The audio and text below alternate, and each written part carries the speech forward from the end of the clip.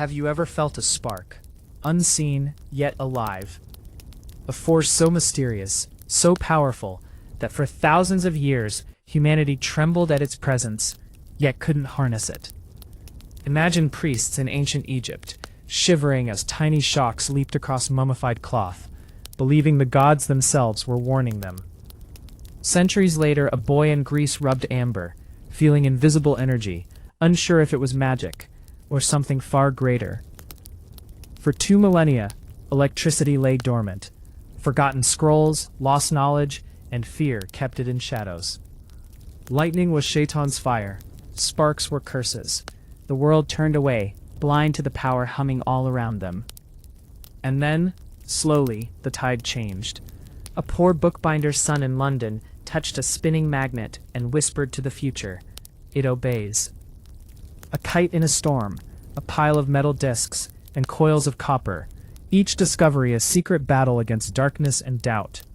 Men fought, empires feared, and currents collided, not just in wires, but in ambition, rivalry, and vision. This is the story of the invisible force that humbles kings, illuminates cities, and powers the modern world. By the end, you'll never look at a light bulb or feel a spark the same way again. The ancient sparks. From Egypt to the first curious minds, the night was unusually quiet. The kind of quiet that sinks slowly into the bones of an ancient world. The kind that makes a temple feel more like a living creature than a place of stone. Inside one of the oldest temples of Egypt, a single oil lamp burned weakly. Its flame trembled as if it feared the darkness around it. Long shadows crawled across the walls, shadows of gods, carved into stone centuries before any living priest was born. A young priest named Nefru walked into the chamber, holding a bundle of freshly woven linen. The linen was clean, soft, and prepared for a sacred purpose, to wrap the dead.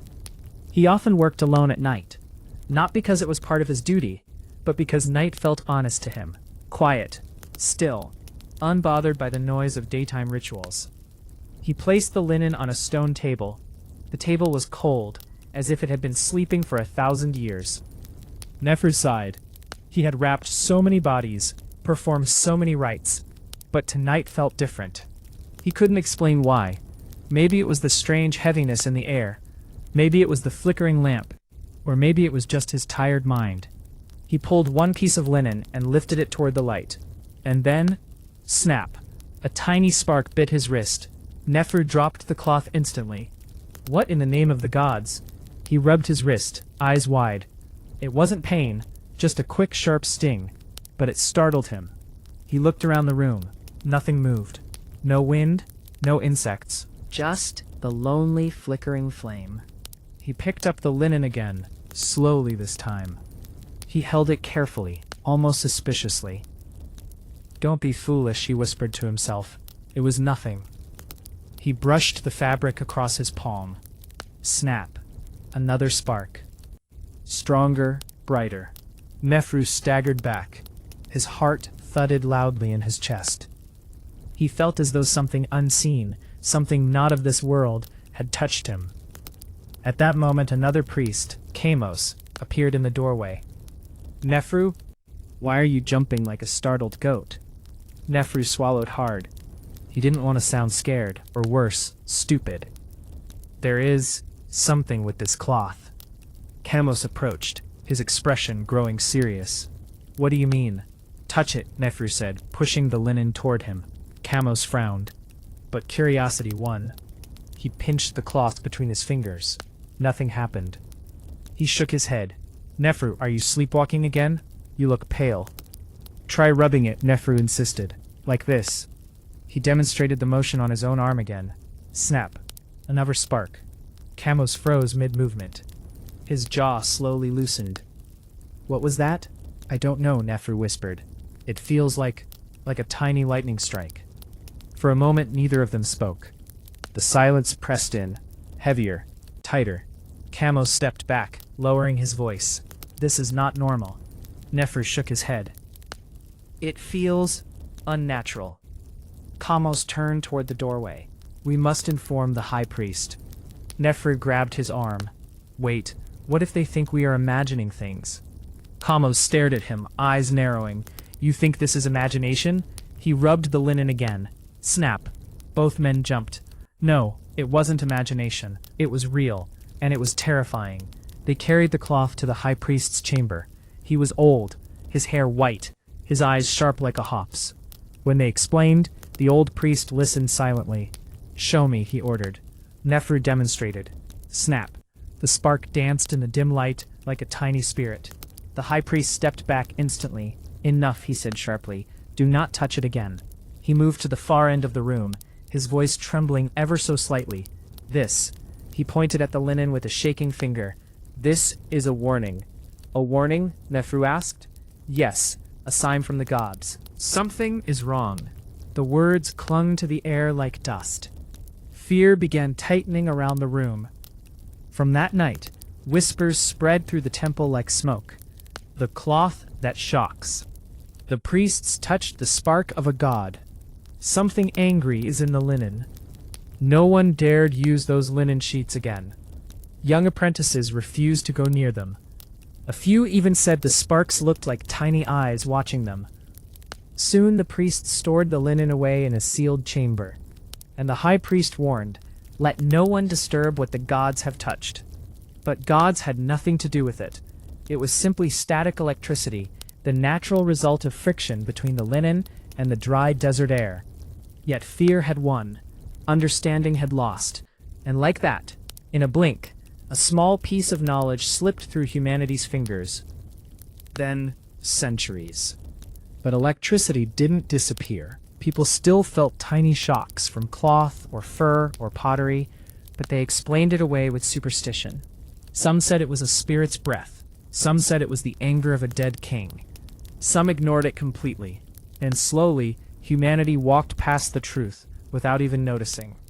For nearly 1,000 years, the spark remained a mystery. Unseen, unquestioned, untouched. But far away, across the Mediterranean Sea, in the stone-paved streets of Greece, another world was forming. A world that asked questions. A world that didn't fear the unknown. A world that preferred curiosity over superstition.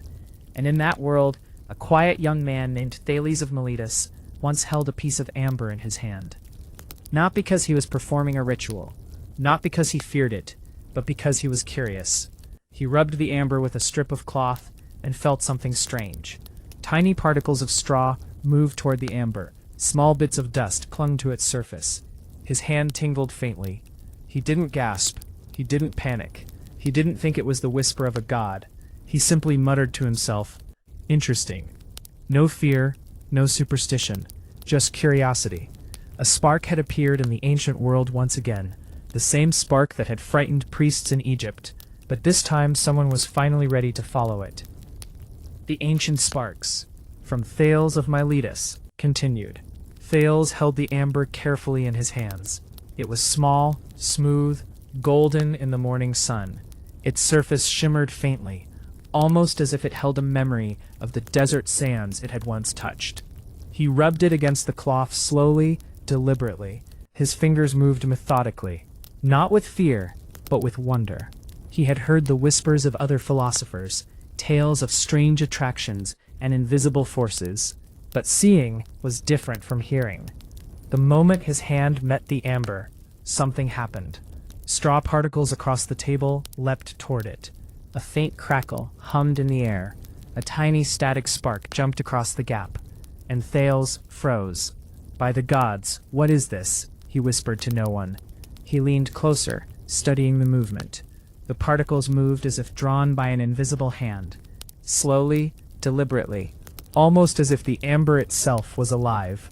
Thales tilted his head. He felt a tingling in his fingers, a strange sensation running up his arm. A spark of energy, so small, so fleeting, but undeniable. He experimented again. The particles jumped. A spark flashed. The same tingling traveled across his palm. And then he realized, this wasn't magic. This wasn't the work of a god.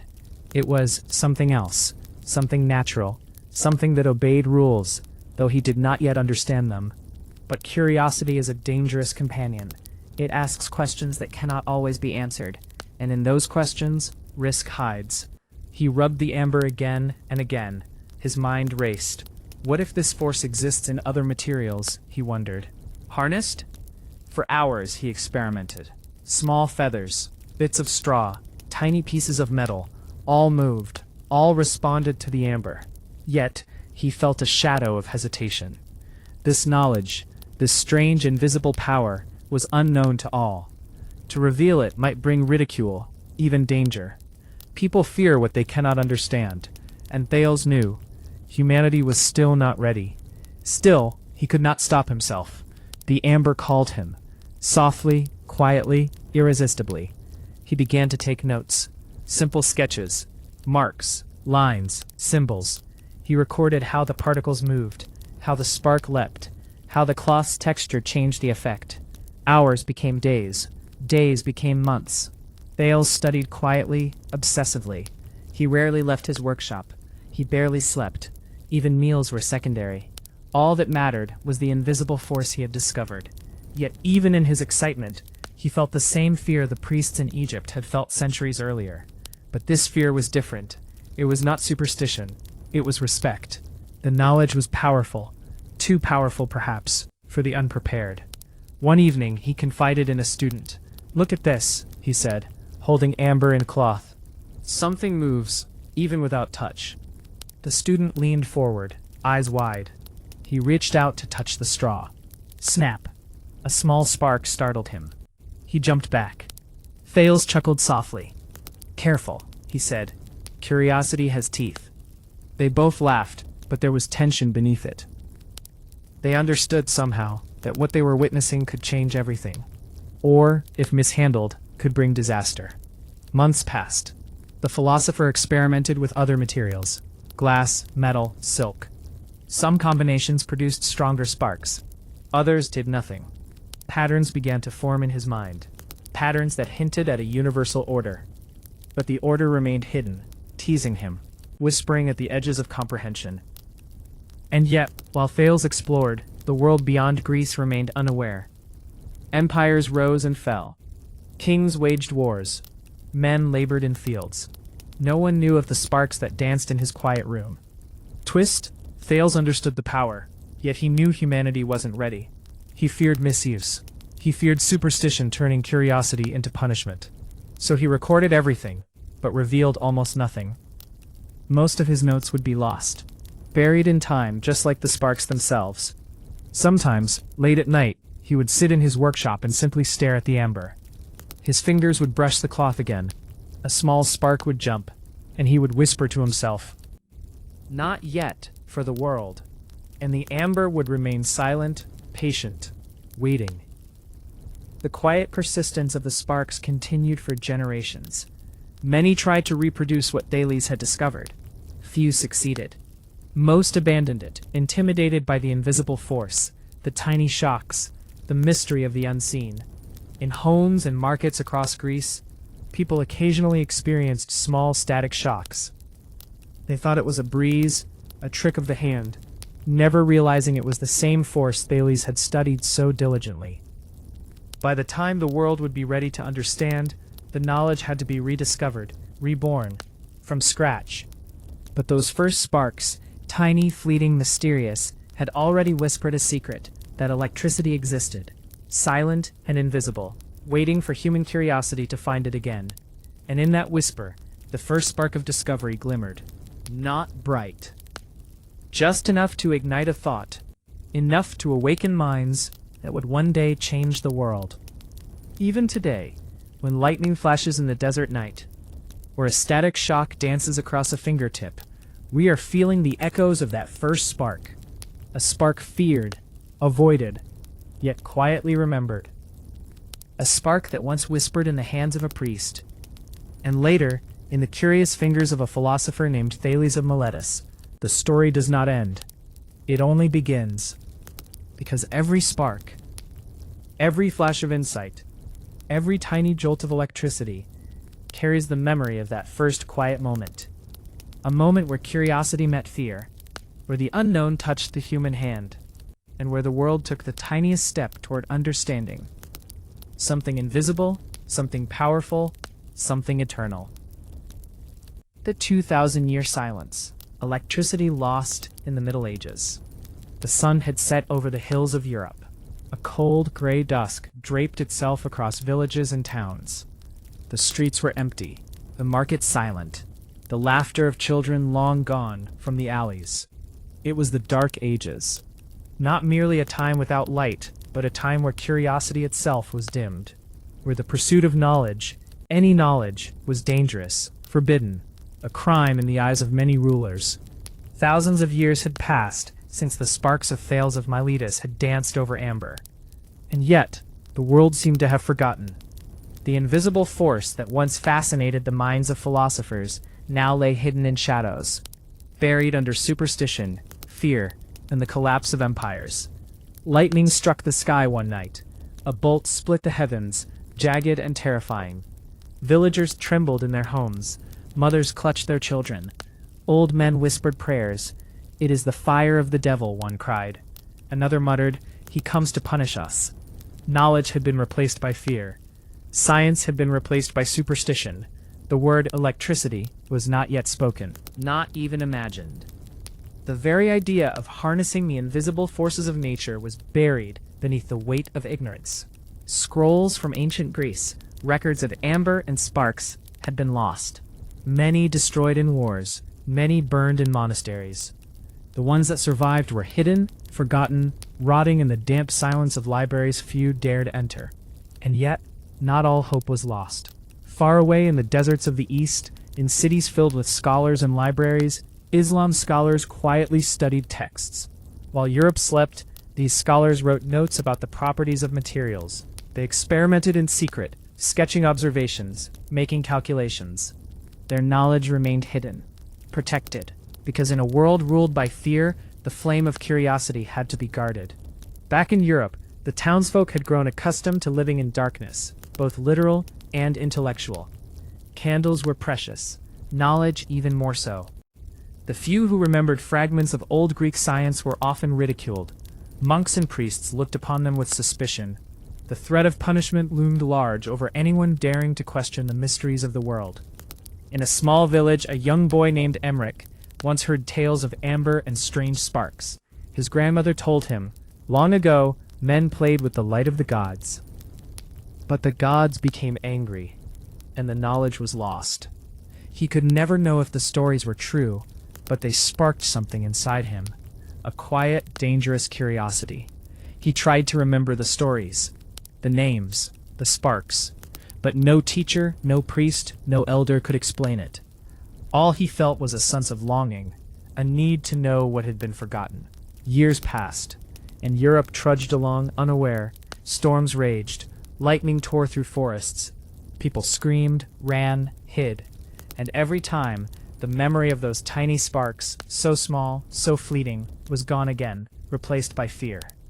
The force that had once captivated Thales and his contemporaries had been silenced. Yet whispers persisted. In monasteries, hidden rooms beneath locked doors, some monks discovered old texts, ancient scrolls with cryptic symbols, strange references to amber, sparks, unseen force. They dared not speak it aloud. They hid their findings. A spark of electricity could not be discussed freely. The world was not ready. And in Islamic cities, scholars recorded their own experiments. They tested, measured, and wrote notes in secret. Small sparks were observed with careful hands. Observations kept hidden in dusty ledgers. It was a dangerous game. One wrong word, one careless demonstration, and curiosity could lead to ruin.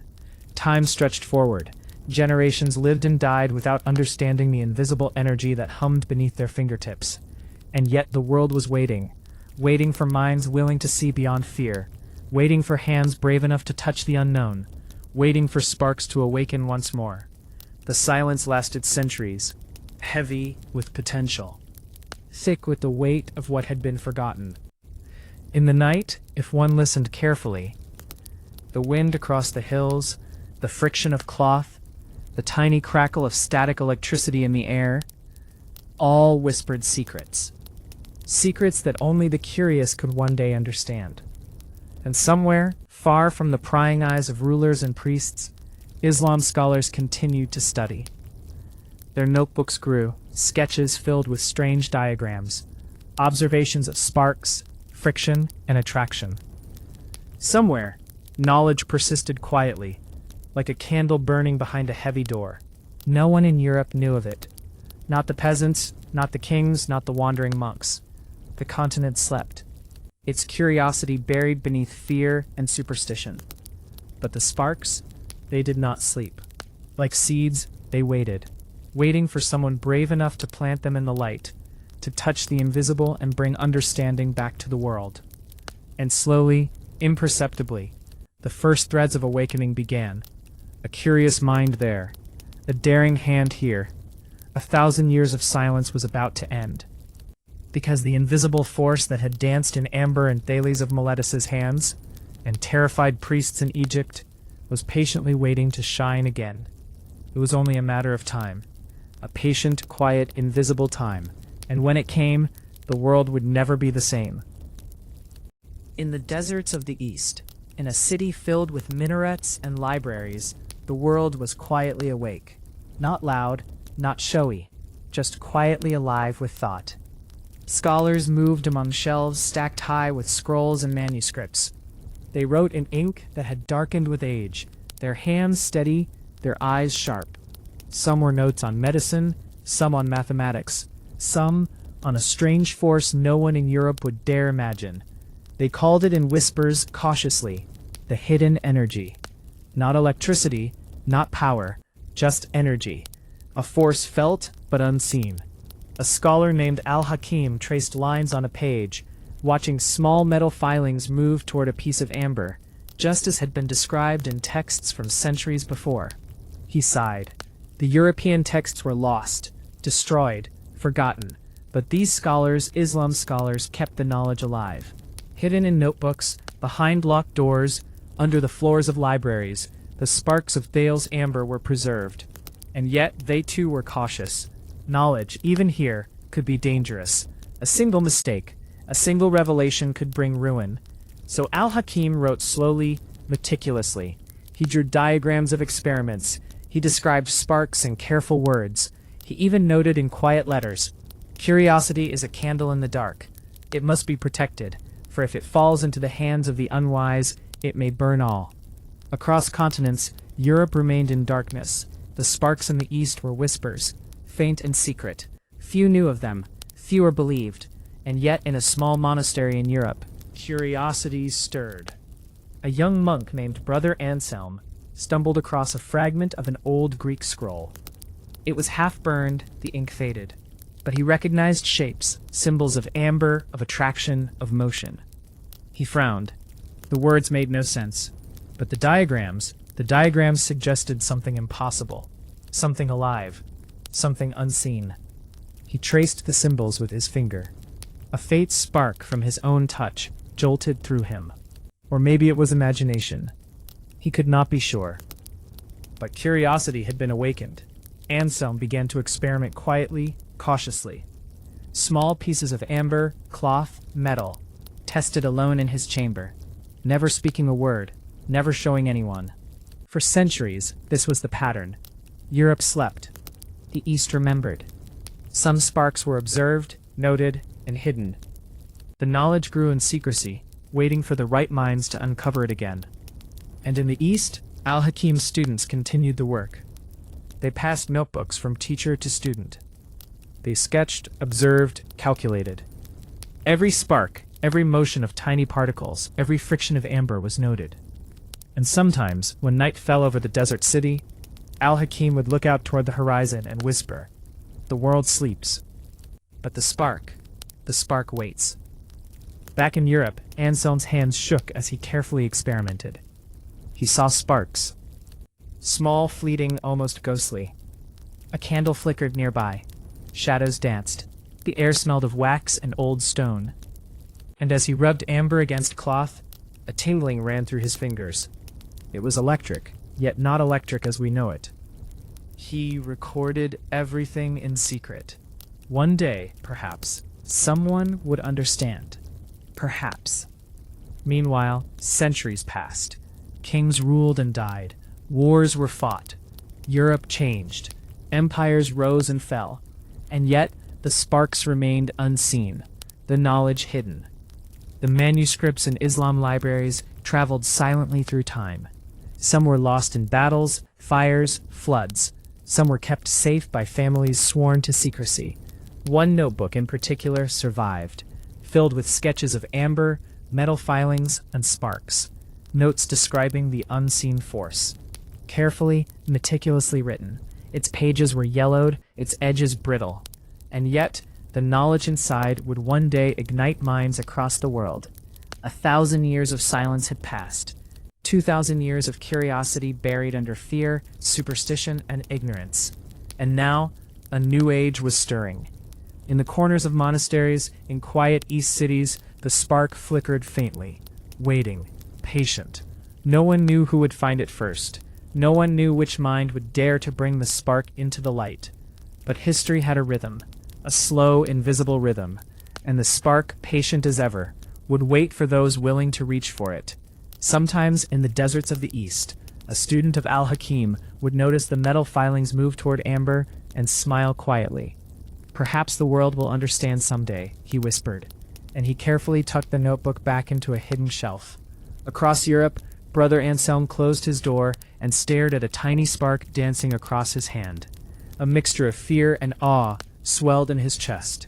He did not know the word electricity. He did not know the history of the sparks in Egypt, or the amber in Greece. All he knew was this strange, invisible force that obeyed no king, no priest, no law, only the rules hidden in nature itself. The world was quiet, but not forever. The sparks whispered to the patient. The hidden knowledge waited. The moment would come, and when it did, 2 millennia of silence would break. Europe would awaken, curiosity would surge, and the hidden energy, preserved in secret notebooks and whispered experiments, would finally find the hands ready to grasp it. The 2,000-year silence was ending, and with it, a light long unseen would shine again. Because even in the darkest ages, knowledge does not die. It waits, it hides, it persists. And sometimes the smallest sparks, tiny, invisible, fleeting, carry the power to awaken the world. The Scientific Awakening, from William Gilbert to the First Kite Experiment. The streets of London in the 1600s were damp and narrow. Fog clung to the cobblestones like a living thing. Candles flickered in windows, casting long, wavering shadows. The city slept, but inside one modest home, the flame of curiosity burned brighter than any candle. William Gilbert sat hunched over a table. The air smelled of wax, oil, and the faint scent of metal. His hands moved with care, manipulating small pieces of lodestone and amber. "Fascinating," he whispered. "Fascinating indeed." The amber glimmered in the candlelight. When rubbed with cloth, it produced tiny sparks. Electricus, he called it, a word born from observation, curiosity, and patience. This was no longer superstition, no longer fear. Here was a force that could be observed, measured, experimented upon. Gilbert's hands trembled slightly, not from the sparks, but from excitement. He scribbled notes, diagrams, and observations with meticulous care. Electricus, he wrote again. It was a word that would one day echo through history, changing the way humanity understood the invisible forces around them. For weeks, Gilbert experimented. He tested metals, cloths, and glass. He watched sparks jump, fly, and vanish. He measured, recorded, and theorized. His candlelight flickered as night deepened, casting shadows that danced like tiny spirits across his walls. Yet even as Gilbert worked, the world outside remained largely unaware. People feared lightning storms, as if the sky itself were angry. Superstition lingered stubbornly. But for Gilbert, curiosity was stronger than fear. Meanwhile, across the ocean and half a century later, a new chapter was about to unfold. A man named Benjamin Franklin was restless. The skies were dark, heavy with storm clouds. The wind rattled shutters and distant thunder rolled like a warning. Franklin stood on the open field, kite in hand. A key dangled from its string.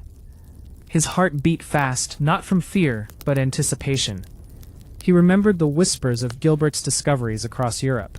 Stories of electricus, sparks, invisible forces, words he had read in letters and books. and now he wanted to touch it himself. Lightning split the sky. A bolt seemed to reach down from the heavens. Franklin's fingers tightened around the string.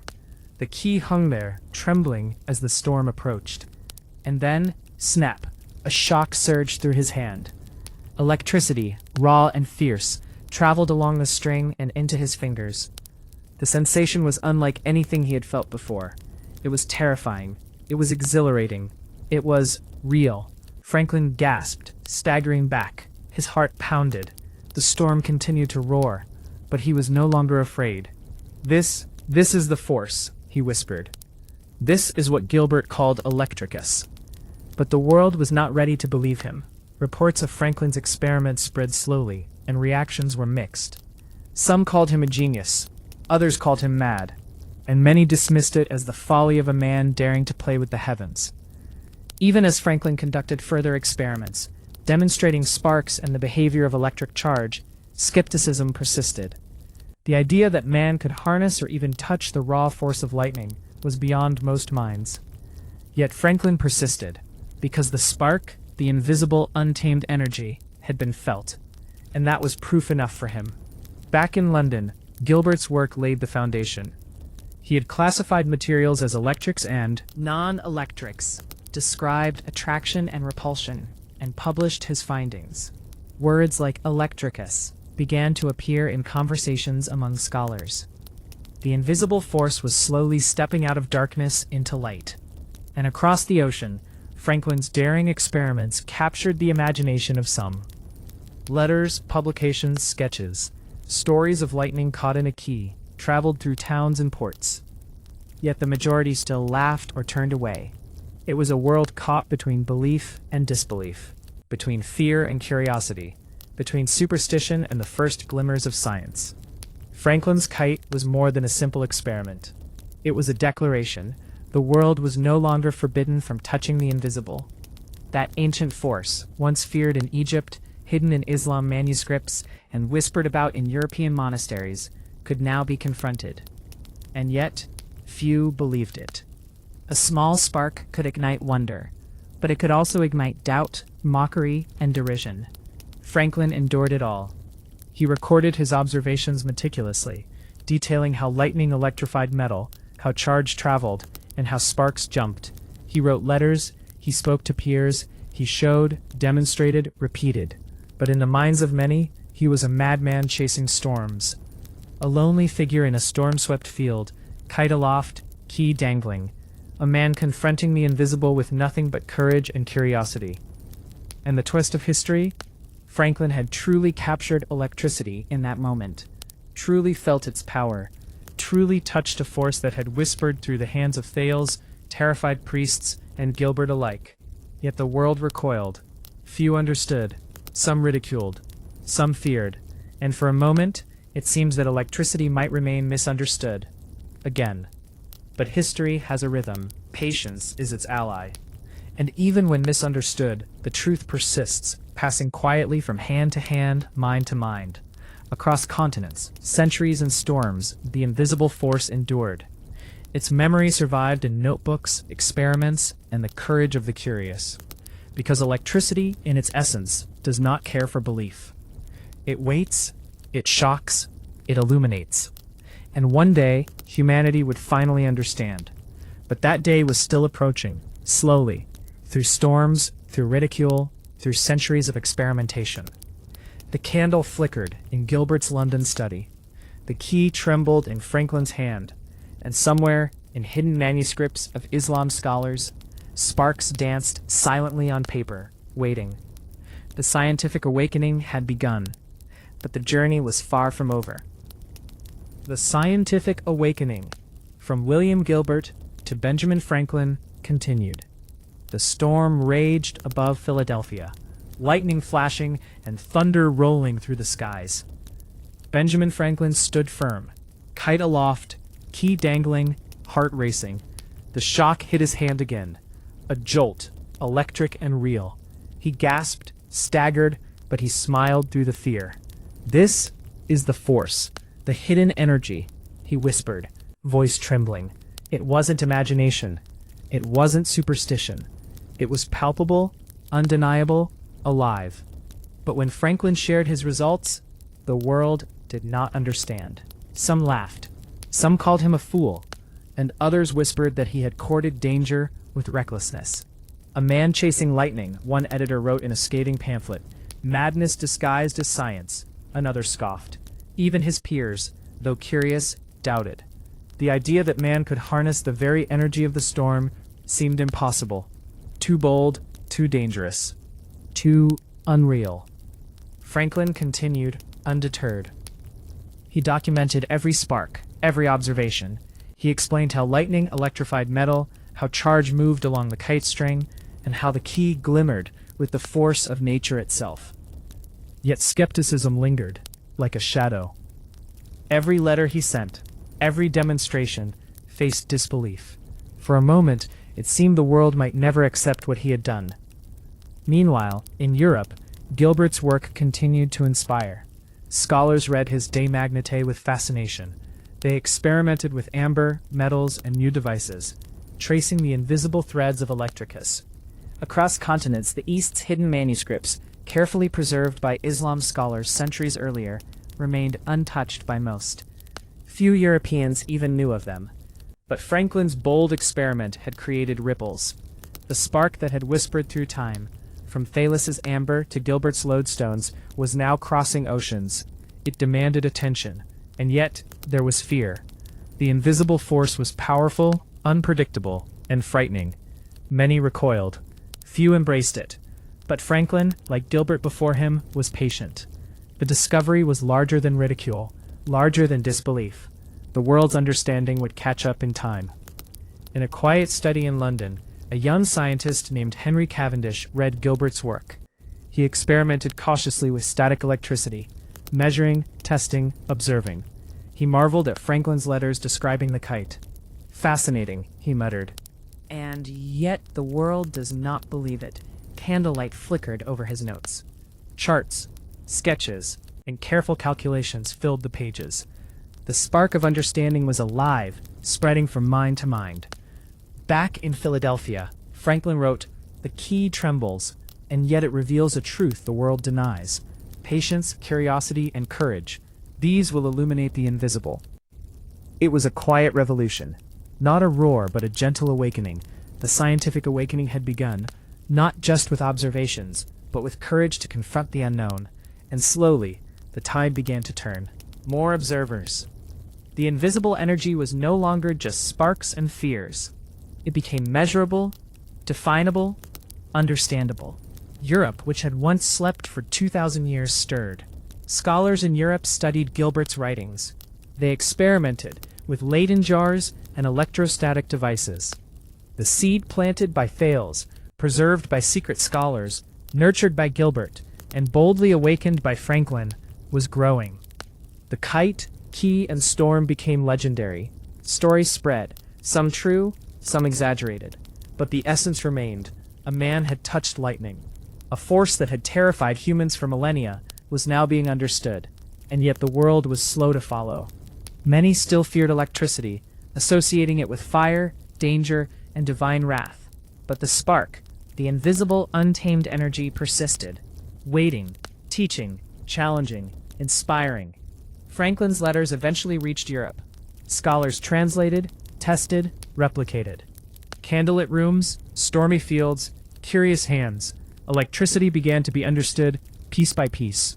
And across the centuries, the lineage of discovery became clear. Thales' amber, fear and fascination, Gilbert's electricus, Franklin's kite, modern science. Each spark, each observation, each experiment, small, patient steps in a long journey. Franklin had captured it. The world had doubted, but history remembered. And the twist? Franklin had truly held the force of electricity in his hands. Truly felt its jolt, its thrill, its danger. Yet many called him a madman.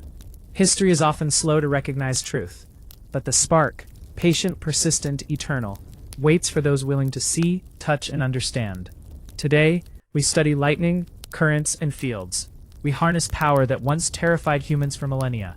We owe it to the curiosity, courage, and patience of men like Franklin, Gilbert, and the unknown scholars who preserve secrets. and every time a spark jumps across a fingertip, we remember that first jolt of understanding. The invisible force that once terrified priests and fascinated philosophers now dances in the palms of humanity. The scientific awakening had begun in candlelight and storms, with sparks, key, kite, and courage. And it would never end, because electricity is patient. It waits, it shocks, it illuminates. The birth of the battery, how Alessandro Volta unlocked continuous current. It was a silent night in 1799. The moon hung low, casting pale light across the laboratory.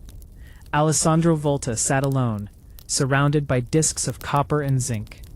His eyes shone with obsession, part curiosity, part madness. The air smelled faintly of metal and oil. Candles flickered, throwing long shadows that danced like tiny spirits across the walls. Outside, the streets of Pavia were quiet. No one disturbed the solitude of genius. Volta had been experimenting for weeks. Layers of metal, soaked in brine, stacked carefully. Each slab measured, each connection precise. He watched, waited, and repeated. And then, a spark. Not a fleeting spark, as in Gilbert's amber, or Franklin's key. No, this was continuous, steady, a current that flowed endlessly, tirelessly. His heart raced. A trembling passed through him. Could it be? He carefully touched the top and bottom metals. A gentle jolt ran through his fingers. He gasped. He smiled. He laughed quietly, almost like a madman in the dark. This is it, he whispered. The voltaic pile, continuous electricity. For the first time in history, a human had created a source of steady, unbroken electric current. Not fleeting sparks, not terrifying storms, but a current, alive, flowing, obedient to design, not nature. Volta leaned back. His mind raced with possibilities. Light, power, machines, perhaps even communication across distances. The shadows in the room seemed to bow in respect. The candle flames flickered, as if acknowledging the birth of something extraordinary. Discovery spread slowly, cautiously. Some scientists were astonished. How can a simple stack of metals produce a constant current? They asked. Others were skeptical. Many dismissed it outright. Some whispered, fearfully, that this was unnatural, dangerous, even the work of the devil. But Volta knew better. He had observed, experimented, and proven the truth. The continuous current was real, and it would change the course of science forever. He spent nights testing, stacking, unstacking, observing, recording. Every detail mattered. The thickness of the discs, the type of metal, the concentration of the brine. Each variable could alter the flow of the current. Yet, despite the rigor, there was an artistry to his work. A rhythm, a pattern, an almost human touch guiding the invisible force. Volta had bridged the gap between sparks and storms, between curiosity and control. Electricity, once a fleeting, terrifying force, could now be tamed, harnessed, directed, and the world would take time to catch up. In the following months, Volta shared his discovery cautiously. Letters were sent to colleagues, demonstrations arranged in private, but skepticism remained. Some observers laughed, some gasped in awe, some refused to accept it. It's impossible, they said. Continuous electricity, that is unnatural. That is dangerous. And yet, in quiet corners of Europe, minds began to stir. The voltaic pile hinted at possibilities no one had imagined. Electric lights, communication without wires, machines that moved with invisible power. The fear that had plagued humanity for thousands of years, the fear of sparks, lightning, the unknown, was slowly dissipating. Now electricity could be measured, controlled, understood. And the birth of the battery was the key. Volta's obsession did not end with a single pile. He experimented with larger stacks, different metals, and improved designs. He observed currents, measured voltages, and refined his methods. Every discovery, every calculation, was a step toward a future only he could imagine. In his lab, late at night, Volta often paused, looking at his creation. The steady hum of current, invisible yet powerful, filled the room. He marveled at it, he feared it, And yet, he loved it. This was no longer curiosity, no longer just science. This was creation. He had taken the invisible force, feared by priests and kings, whispered about by secret scholars, and made it obedient, a servant to human hands, mind, and vision. And the twist? Many in the scientific community rejected it. They refused to believe that a stack of metal and brine could produce such a force. Some called it sorcery. Some whispered of the devil's hand in the work. Volta, undeterred, continued to experiment, refine, and teach. The world, as always, was slow to accept truth. Far from the lab, the echoes of this discovery reached curious minds in secret. In Paris, in Berlin, in London, scientists began to replicate the experiments, cautiously at first. Letters traveled across borders. Ideas exchanged. Pile became a symbol of possibility. Electricity was no longer a fleeting phenomenon. No longer just sparks or storms. It was now continuous, reliable, waiting to be harnessed. And yet the shadows of fear lingered. Some refused to touch the current. Some feared its potential. Some doubted its reality. But for Volta, the path was clear. Curiosity, patience, courage, and persistence had unlocked a door, and humanity would eventually step through it. On a cold night in Pavia, Volta sat back, exhausted but elated. His fingers tingled from contact with the pile. The candlelight flickered over pages filled with notes, diagrams, and observations. He gazed at the stack of metals, brine, and wire. The steady current pulsed silently, invisibly. He whispered to himself, almost in awe, "This is only the beginning. The invisible is no longer beyond reach. A new era has begun." The birth of the battery marked the first step toward a world powered by electricity, a world where light could flow on demand, where machines could move without human muscle, where communication could span distances instantly, all from a pile of metals and brine. Volta had transformed fear into understanding, mystery into knowledge, sparks into continuous power, and yet the world remained cautious. Many scientists refused to embrace it fully. Some even feared it as unnatural. But the seed had been planted, and once planted, knowledge grows. Volta's work would influence generations. Scientists, inventors, and dreamers built upon his discovery. The continuous current became the foundation for future innovations. Light bulbs, telegraphs, motors, all traced back to that silent night in 1799 in a small lab. Tame the invisible, and the twist of history lingered. Even the most brilliant discovery can be met with disbelief. Even genius can be feared. But courage, curiosity, and persistence, these endure. And the spark, once ignited, is unstoppable. The voltaic pile continued to hum quietly in the lab, an invisible testament to human determination. A reminder that fear may delay understanding, but it cannot prevent it forever.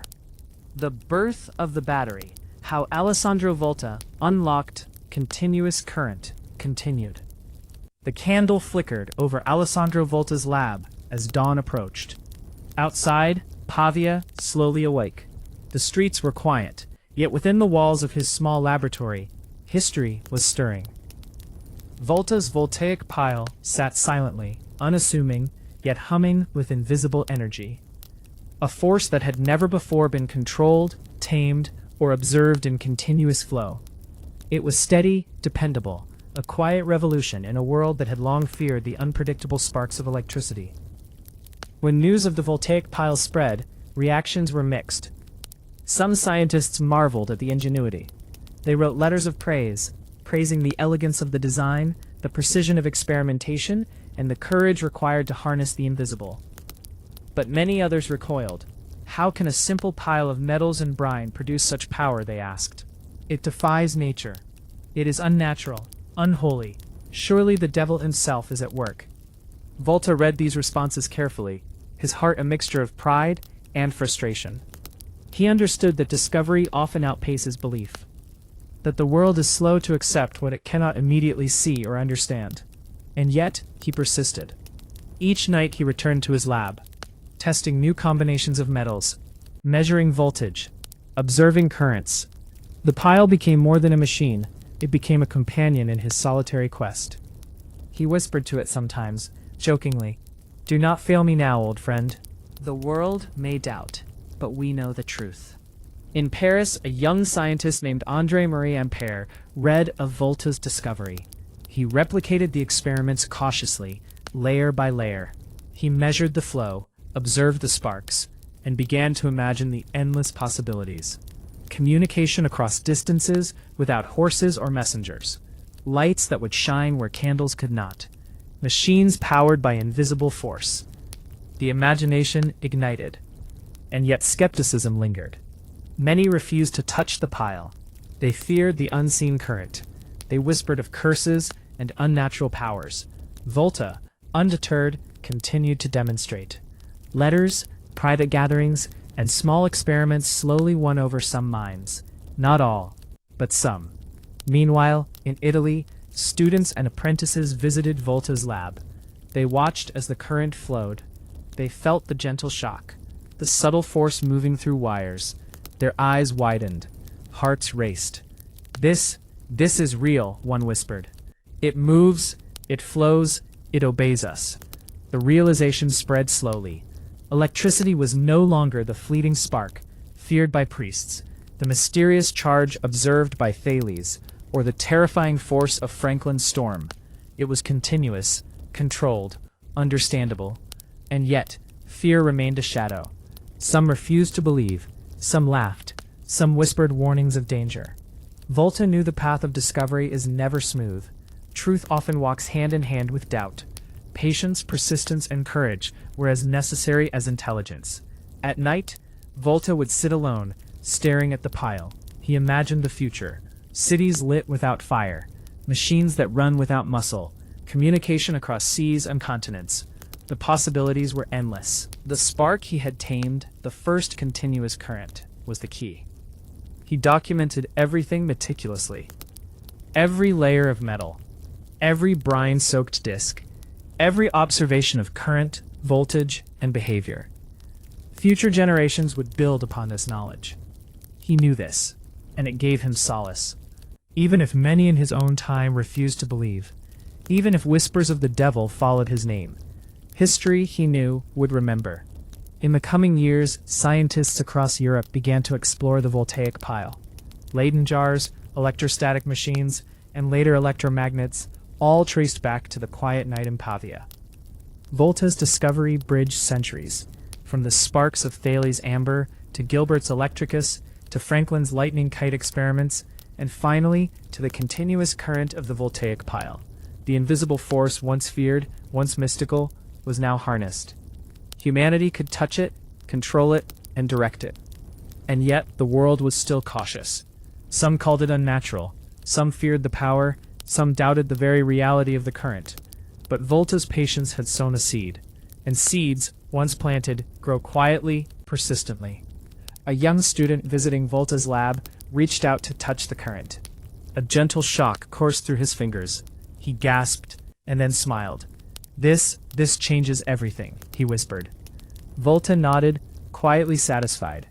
He had not only discovered a force, he had changed the course of human knowledge. He had ignited imagination. He had turned fear into curiosity. He had given humanity a tool to explore the invisible. And the twist? Though Volta had created the first battery, most of his contemporaries refused to accept it. They dismissed it. They feared it. They whispered that it was unnatural, even sinister. Yet, the current persisted. Flowing, steady, continuous. Unseen, but undeniable, and that, Volta knew, was all that mattered. The birth of the battery marked a new chapter in human history. Electricity was no longer fleeting, frightening, or mysterious. It could be studied, measured, and controlled. It could illuminate the night, power machines, and transform society. All from a quiet man in a candlelit lab, with disks of metal and brine, and a mind that dared to imagine what others feared. Volta had unlocked continuous electricity, and in doing so, he had opened the door to a world of endless possibility. The shadows of disbelief, fear, and superstition would fade. The invisible current would flow into the hands of the curious, the brave, and the persistent. Because once humanity learns to harness the invisible, there is no turning back. And in the quiet of his lab, Alessandro Volta smiled. The first battery hummed silently. The spark of human ingenuity had ignited, and the current of history would never stop. The rise of electromagnetism. Michael Faraday and the machines that changed the world. In the bustling streets of London, 1791, a boy named Michael Faraday ran barefoot, delivering books from door to door. He was small, quiet, and unnoticed by most. But inside, his mind raced with curiosity. The smell of ink, parchment, and leather, his daily companions, fueled dreams no wealth could buy. A book fell into his hands, and the pages spoke to him.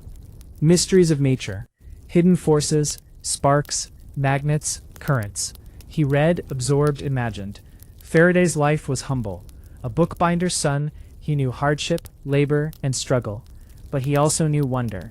And wonder, he realized, was the greatest wealth of all. Years passed. Faraday apprenticed in bookbinding, but his heart belonged to science. Every free hour, every quiet evening, he conducted experiments. He observed magnets, copper wire, and simple circuits, imagining invisible forces dancing in the air. And then, one day, it became clear. A moving magnet could produce electricity. The revelation struck him like lightning itself.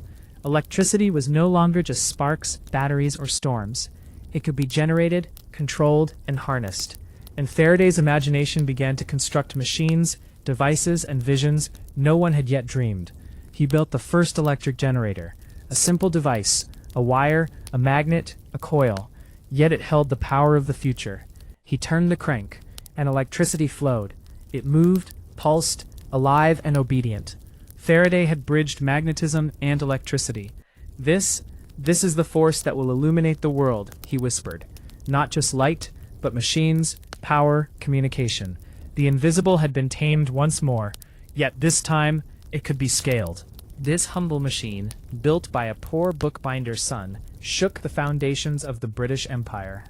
For the first time, power could be produced by anyone with curiosity, skill, and courage. No longer confined to kings, armies, or great wealth. Faraday's workshops were simple, almost austere. Copper coils, magnets, glass tubes, wires, everything meticulously arranged. He tested tirelessly, observed tirelessly, recorded tirelessly. Even small sparks, subtle currents, tiny rotations, he noted them all, because he understood. Great revolutions often begin in silence, in the smallest details. London, bustling outside, remained largely unaware. The streets were filled with horse-drawn carts, smoke, and chatter. But in a quiet room, a machine hummed, pulsed, and hinted at the future. Faraday watched as the wire glowed faintly. He felt the current, gentle yet unmistakable. A revolution had begun, not with armies or crowns, but with invisible force and a man's imagination. Word slowly spread among scientific circles. Faraday presented lectures at the Royal Institution. Audiences gasped as he demonstrated the mysterious dance of magnet and wire. "Observe," he said. "Motion creates force. Magnetism becomes electricity, and electricity can do work." The mechanics were simple, the implications profound. For centuries, humanity had observed electricity in sparks, storms, and lightning. Now it could be generated on demand, controlled, directed. And Faraday, the bookbinder's son, had unlocked it. Skeptics persisted. Some dismissed the work as clever trickery. Others feared the implications. "What if anyone can generate power?" they murmured. "What will become of the empire?" The control, the shadow of doubt, fear, and politics loomed large. The British Empire, vast and mighty, relied on control of trade, resources, and technology. Now, electricity could no longer be monopolized. Faraday had given a tool to humanity itself, and that frightened many. Yet Faraday remained humble. His passion was knowledge, not fame. His delight lay in discovery, not conquest. He worked tirelessly, demonstrating principles with clarity and precision, inspiring countless young minds. Electricity could now move machines, rotate wheels, power engines, illuminate cities. The age of electromagnetism had begun. Even as he lectured, Faraday felt the weight of the moment. History was changing, quietly, invisibly, in the hum of copper wire and spinning magnets. And while the British Empire might have feared the shift, the truth was unstoppable. From sparks of amber in ancient Greece, to Franklin's kite, to Volta's pile, and now Faraday's generator, the invisible force had evolved. It could be harnessed, it could be scaled, it could transform society, and the twist lingered quietly. Power was no longer the privilege of a few. It could be generated, harnessed, and controlled by anyone willing to learn, experiment, and dream. Faraday often paused, gazing at the slowly spinning coil. A child of poverty, now a master of forces unseen. The machine hummed, a quiet testament to imagination, curiosity, and relentless pursuit.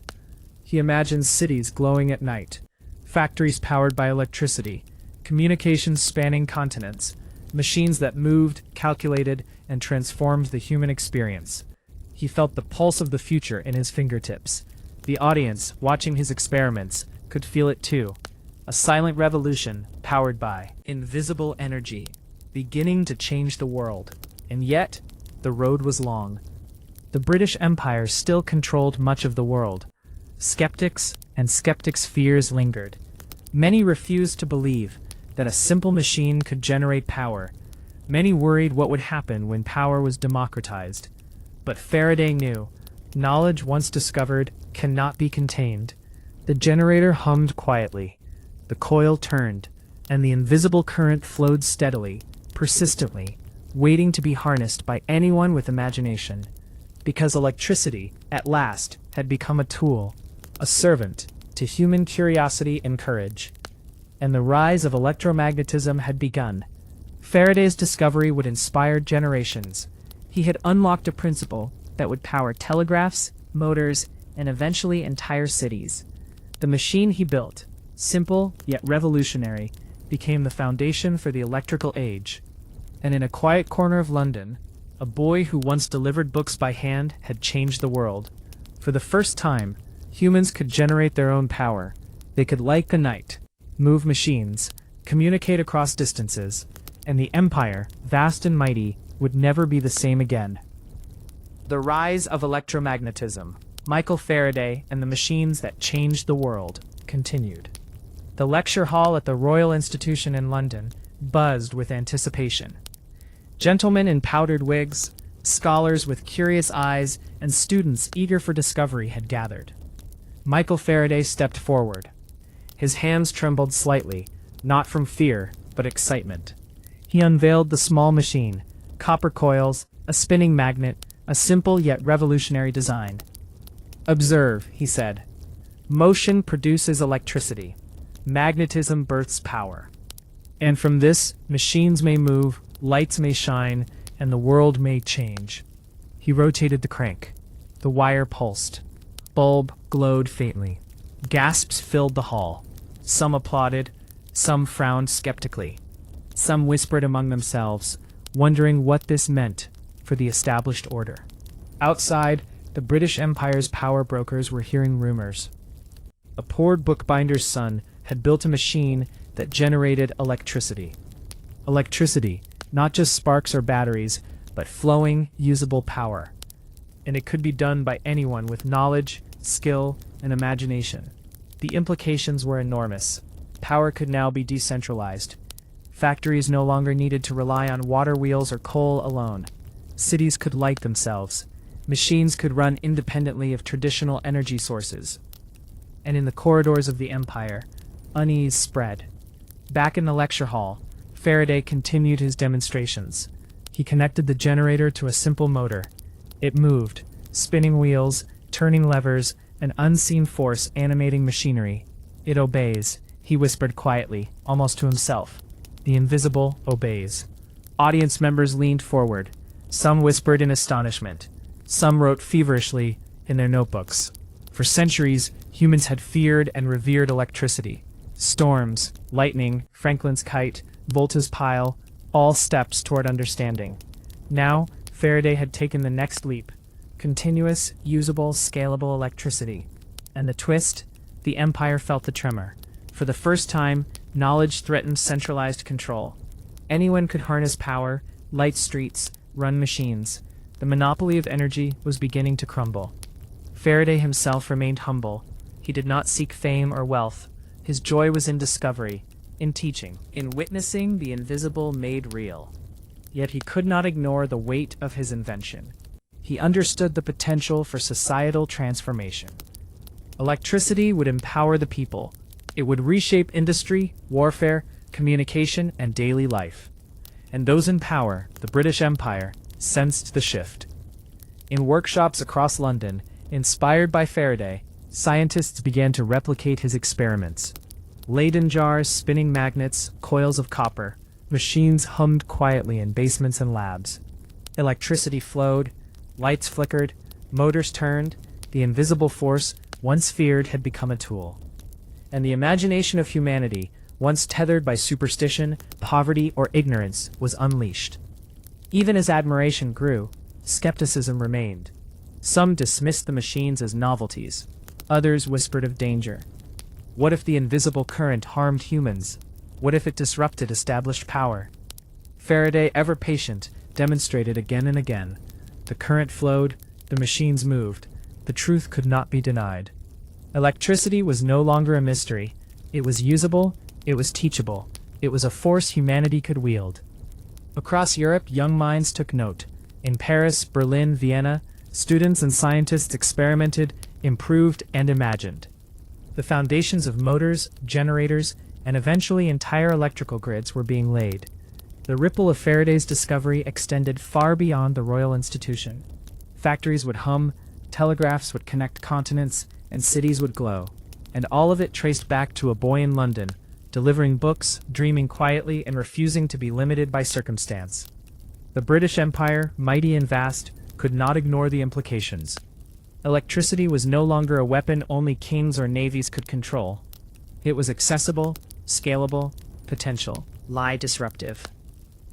Some ministers and industrialists worried. Others plotted to control it. Yet the force itself was neutral, obeying only those who understood it, respected it, and dared to harness it. Faraday had unlocked more than a principle. He had unlocked potential. In his lab, Faraday often paused to reflect.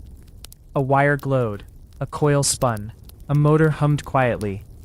He thought of Thales, Franklin, and Volta, those who had sparked understanding, challenged superstition, and persisted despite doubt. He felt connected to centuries of curiosity. He was part of a lineage of discovery. And the machines he built would inspire generations to come. Night fell over London, the city quiet except for the occasional carriage on cobblestone streets. Inside the Royal Institution, the machines continued their gentle hum. A subtle reminder. The invisible force had been harnessed. A revolution, silent but unstoppable, was underway. The sparks of curiosity had become currents of power. The whispers of genius had become demonstrations of reality. And the British Empire, like all who come before it, would have to adapt to this new world. Faraday's story is one of struggle, imagination, and persistence.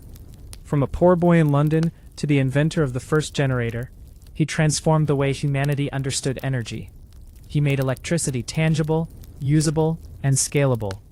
The world would never be the same. Machines, communication, lighting, and industry. Everything now could be powered, controlled, and understood.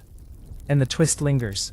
The smallest, most humble beginnings, poverty, books, curiosity, can ignite revolutions that even empires cannot contain.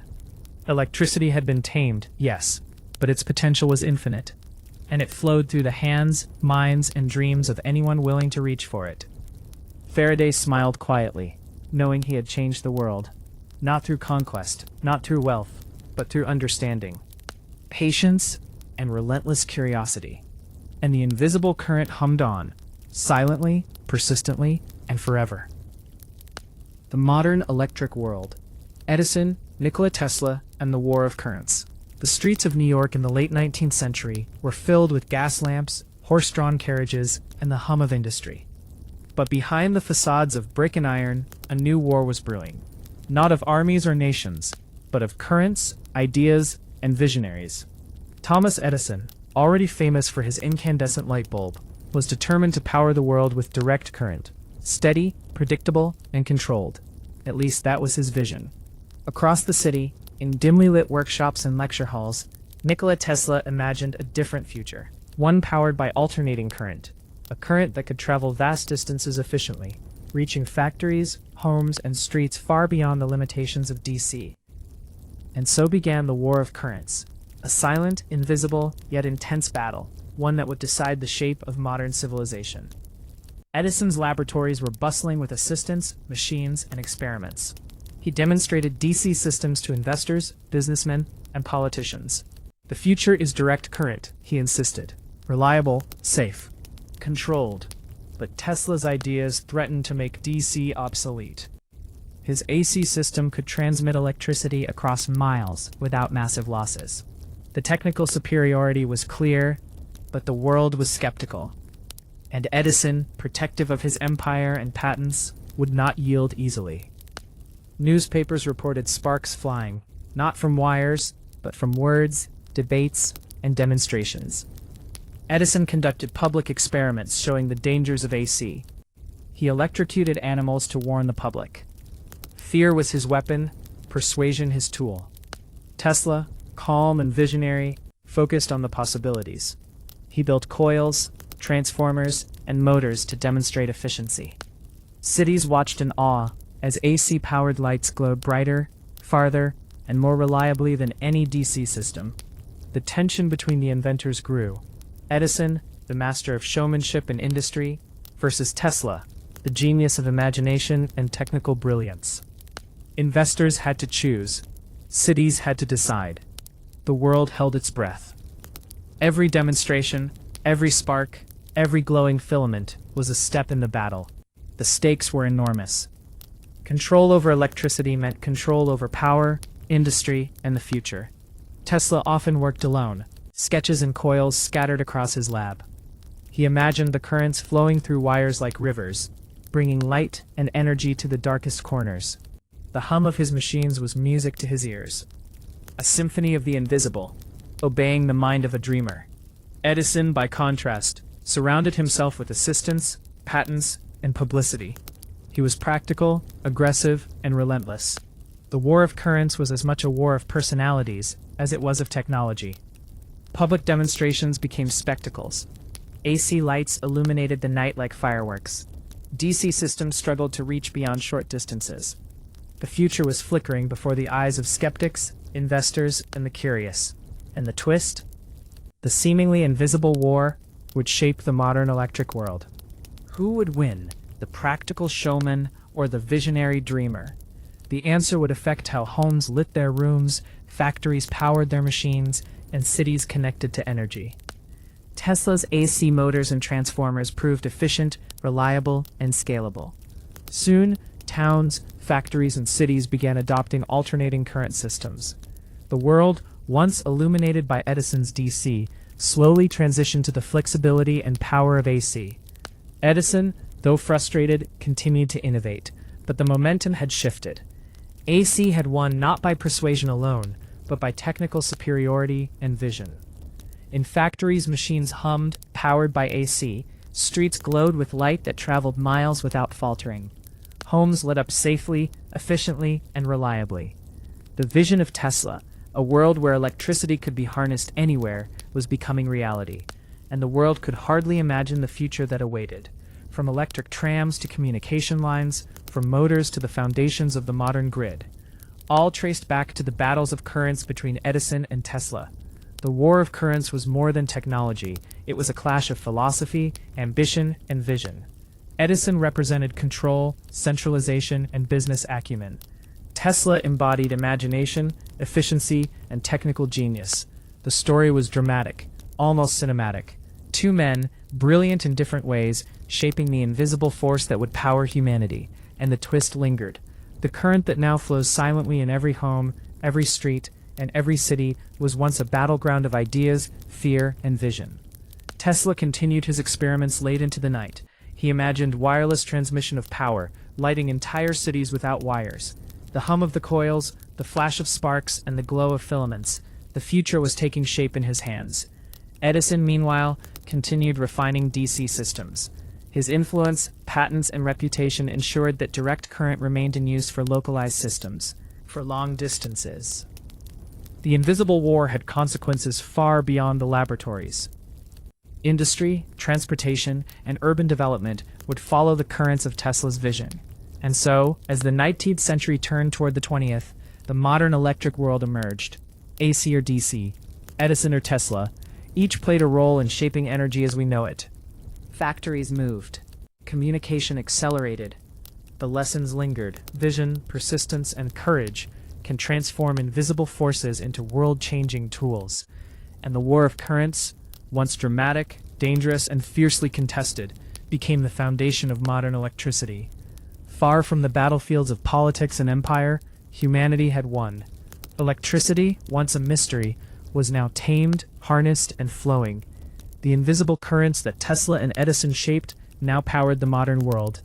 And the twist: the greatest battles are often unseen. The most powerful forces flow quietly, waiting for visionaries to unlock their potential. From Faraday's generator to Tesla's AC, from Edison's incandescent bulbs to the electric grid spanning continents, the journey of electricity had reached a new era. The modern world, illuminated, powered, and alive, owed its existence to these invisible wars. And the current still flows, unseen, unstoppable, and shaping our lives every second. The modern electric world, Edison, Nikola Tesla, and the war of currents continued. As the smoke of the 19th century settled, cities across the world began to glow. The hum of machinery, the flicker of electric lights, and the steady flow of power marked the triumph of visionaries who dared to challenge the invisible. Nikola Tesla's alternating current system was no longer a theoretical concept. It powered entire neighborhoods, factories, and streets. Distance no longer limited electricity. It could flow from one city to another, illuminating night and driving progress. Thomas Edison, though initially resistant, adapted. DC systems remained in limited use: batteries, small plants, and localized networks. But the momentum had shifted irreversibly toward AC. The war of currents had ended, not with violence, but with evidence, efficiency, and imagination. Tesla's vision had prevailed, and the modern electric world was born. In workshops, factories, and laboratories, engineers applied the principles Tesla demonstrated. Generators spun, transformers stepped voltage up and down, and cities hummed with energy. Communication systems, telegraphs, and early electric trams thrived. The impact was immediate and profound. Cities could operate after dark. Factories ran longer, faster, and more efficiently. Productivity soared. All thanks to the invisible currents that Faraday had initiated, Volta had amplified, and Edison and Tesla had perfected. The legacy of the war of currents was complex. DC remained important for localized applications, batteries, and specific industrial needs. AC became the backbone of the modern grid. The rivalry, once fierce and dramatic, left a blueprint for innovation. Persistence, vision, and courage could bend invisible forces to human will. And the world watched. In New York, Chicago, and beyond, streets blazed with electric light. Shops stayed open longer. Factories operated efficiently. Communications sped across continents. The invisible energy that once frightened priests, mystics, and early scientists now became the lifeblood of human progress. And every glowing filament, humming motor, and electric signal traced back to the battles of the past. Tesla, ever the visionary, imagined more. Transmission without wires, lighting entire cities from a single tower. His mind raced ahead of his time, seeing possibilities most could not comprehend. Edison, ever pragmatic, continued inventing, improving, and applying electricity in practical ways. Though rivals in vision, both had contributed to shaping the electric age. The war of currents was more than technology. It was a human drama. Ambition, rivalry, fear, and courage intertwined with invisible forces. Each spark, each coil, each bulb was a testament to curiosity and persistence. History, which had long feared electricity, now celebrated it.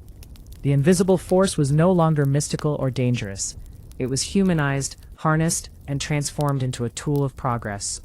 Cities lit up in a symphony of light. Trains moved silently, powered by electric motors. Communication lines spanned continents. Factories operated with unprecedented efficiency. Homes glowed after dusk. All of it possible because two men, Edison and Tesla, dared to dream differently. Their battle had been intense, dramatic, and often contentious, yet the world had won. The twist? The invisible force that once frightened humanity, sparks in Egypt, lightning in the Middle Ages, Franklin's kite, Volta's pile, Faraday's generator, was now fully integrated into daily life. The currents flowed silently, reliably, and powerfully, and yet few paused to consider the battles, experiments, and vision that made this possible. Every glowing light, spinning motor, and humming transformer was a monument to imagination, courage, and persistence. From Edison's incandescent bulbs to Tesla's AC motors, from small workshops to vast electrical grids, the modern electric world was built upon centuries of curiosity. The journey of electricity, from mystery to mastery, was complete yet ongoing. Today, homes, industries, and cities are powered seamlessly. Computers, trains, lights, and communication systems all depend on currents tamed and controlled by human ingenuity. The legacy of the War of Currents persists. Vision, persistence, and boldness can transform the invisible into reality. Even now, the current flows silently through walls, streets, and machines. It illuminates the world, powers innovation, and connects humanity. And the story behind it, of sparks, batteries, generators, coils, and rivalries, is almost forgotten, yet still essential. Tesla's AC system, Faraday's generators, Edison's bulbs, each played a role in shaping our world. From danger and doubt to triumphs and progress, electricity became humanity's servant and companion. The modern electric world is not just about machines. It is about human courage, about visionaries who dared to imagine, about skeptics who challenged, about persistence in the face of fear, doubt, and uncertainty. The War of Currents reminds us, innovation often requires struggle, risk, and rivalry, but the result can change the world forever. From ancient sparks in Egypt to the vast networks of today, electricity's journey has been extraordinary. Priests, philosophers, inventors, and visionaries all contributed to its mastery. And now, every time a light turns on, a motor hums, or a signal travels across continents, the echoes of that journey persist. Invisible, unstoppable, transformative. The modern electric world owes its existence to courage, imagination, and the persistent desire to understand the invisible. From Faraday's humble generator to Tesla's revolutionary AC motors, the currents of history continue to flow. In quiet laboratories, museums, and archives, their legacies endure. Edison's practical innovations, Tesla's visionary AC systems, and the countless scientists before them, all part of a chain linking curiosity to progress. And the lesson is clear: the invisible can be harnessed. The seemingly impossible can become reality. The future is powered by those willing to dream, experiment, and persist. The streets may seem ordinary, lights may seem mundane, motors may seem commonplace, but the history behind them, the centuries of discovery, risk, rivalry, and imagination, is extraordinary. Electricity, once feared and mysterious, is now woven into the very fabric of human life. And the War of Currents? It reminds us that the greatest transformations are often invisible, silent, and powered by visionaries who refuse to accept limits.